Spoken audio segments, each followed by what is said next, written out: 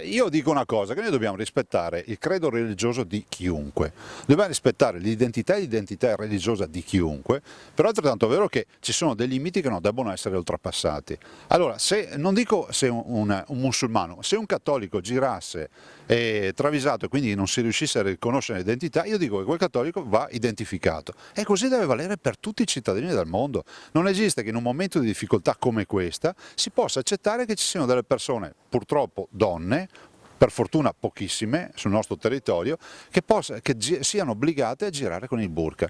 Trovo addirittura ancora più disdicevole che si faccia un provvedimento a favore dei musei, che si dica che nei musei non si entra con il burqa, e che assisteremo che una donna col burqa si toglierà il burqa per andare a visitare il museo, poi ce lo rimetterà e andrà allo stadio piuttosto che al cinema o da altre parti. Se quello fosse un terrorista, se sotto quel burqa ci fosse un terrorista, non andrà sicuramente al museo, ma andrà da altre parti ben travestito e quindi nessuno potrebbe riconoscere. Quindi no al burqa dappertutto. Il rispetto della religione è un'altra cosa.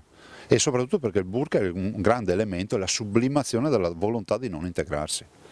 Domani apre il giubileo, no? Nelle Sì, varie diocesi sì. del Veneto, il giubileo col metal detector, è una cosa, come dire, inaudita, no? Vabbè, ma però questo clima non l'abbiamo creato noi veneti, no? C'è un clima che si è creato in virtù di questi attentati, ma soprattutto da una lettura di cosa sia oggi il confronto tra le religioni.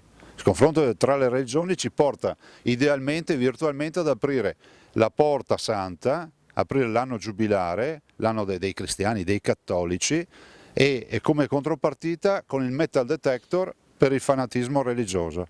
Cioè sembra quasi una cosa da film, cioè il fanatismo religioso a fianco la porta santa con il metal detector e la porta santa aperta dal Papa per l'anno giubilare e per la nostra professione di fede. È assurdo.